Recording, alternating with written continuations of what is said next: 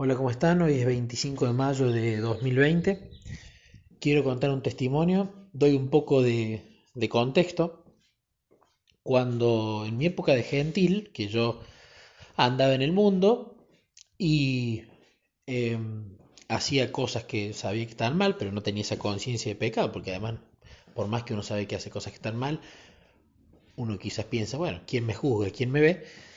Y cuando conozco a Jesús, bueno, todo cambia, él empezó a trabajar, mi carácter empezó a cambiar como fruto del Espíritu Santo, hubieron defectos de carácter que desaparecieron rápido, malos hábitos que desaparecieron rápido, pero claro, cuando uno siembra, después tiene que cosechar, ¿no? Y muchas veces cuando uno cosecha, eso sirve para evidenciar también las consecuencias que tiene lo que uno hace.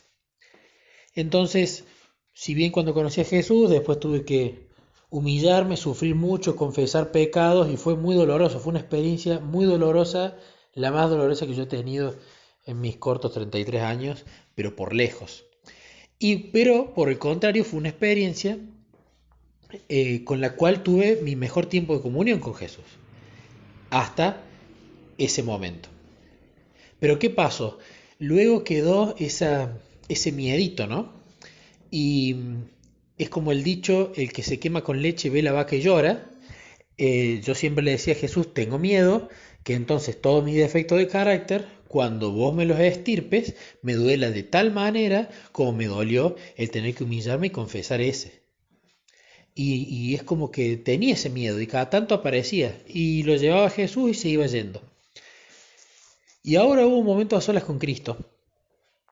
Y en uno de los momentos apareció en el tercero de la oración, apareció de nuevo un miedo y una angustia. Y tenían que ver con el tema del sufrimiento.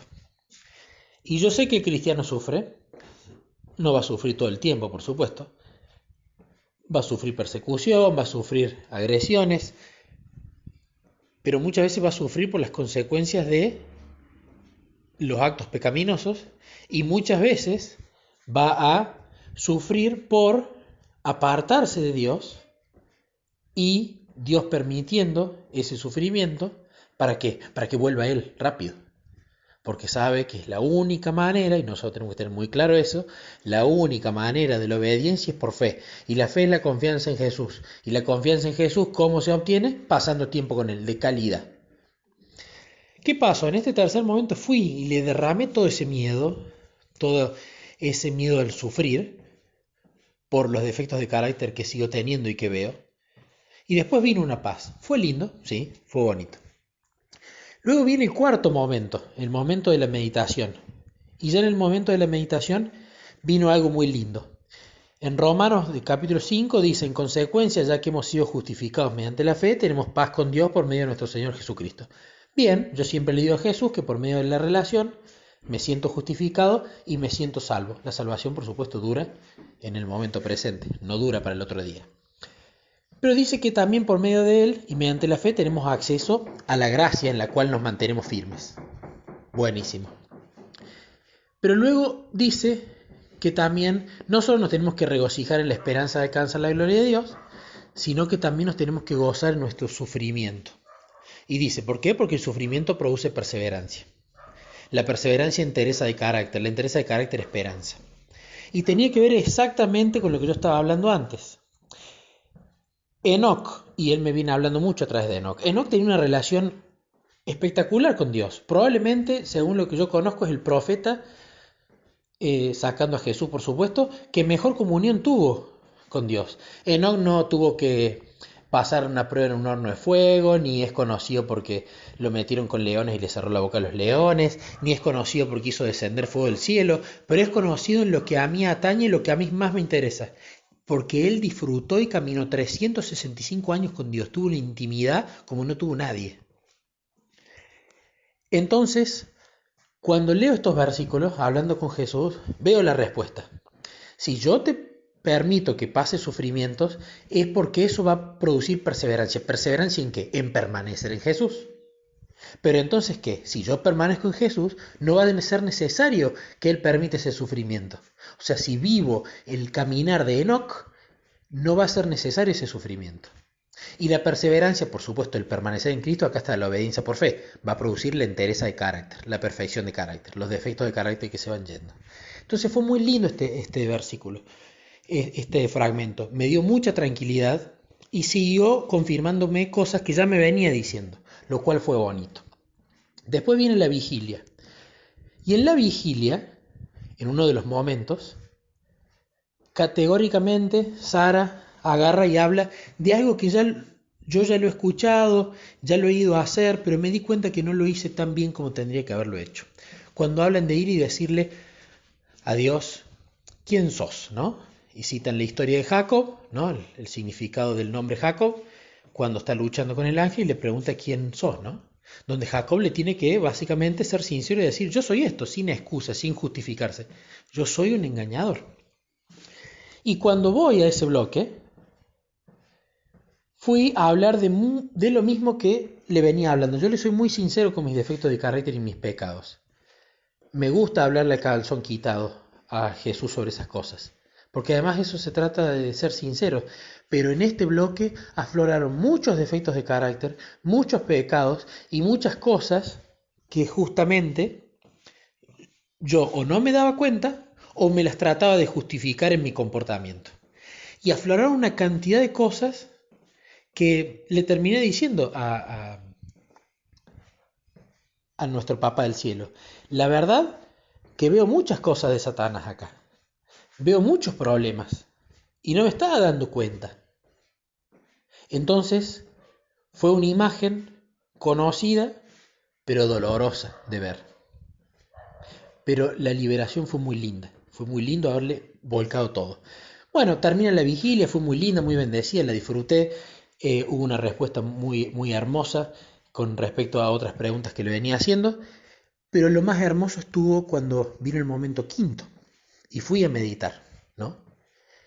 Y en esa meditación, Romanos 5:20 habla, en lo que atañe a la ley, esta intervino para que aumentara la transgresión. No es que aumenta la transgresión, sino que con la ley la gente se da cuenta que estaba transgrediendo, que estaba pecando. La ley fue un espejo que dijeron, yo pensé que me portaba bien y yo no me estaba portando bien. O sea, yo era más pecador de lo que pensaba.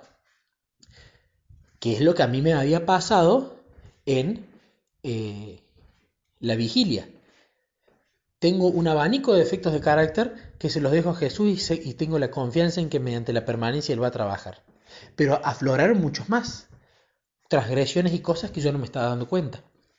Entonces, lo que dice el versículo, pero allí donde abundó el pecado, justamente, no es que yo de repente empecé a pecar más. Abundó el pecado, Jesús ya sabía lo que yo estaba haciendo y mediante lo que Él me mostró, me di cuenta que tenía más cosas de las que yo pensaba. Pero Jesús me dice, donde abundó el pecado, sobreabundó la gracia. Entonces, básicamente, Nicolás, por supuesto que sobreabunda el pecado. Hay cosas que vos estabas siendo sincero y otras que no te estabas dando cuenta. Yo ya las sabía, vos no. Ahora ya las reconociste, pediste perdón y yo voy a trabajar sobre esas cosas. Pero también sobreabundó la gracia. Entonces lo que Jesús me dice es, no te preocupes.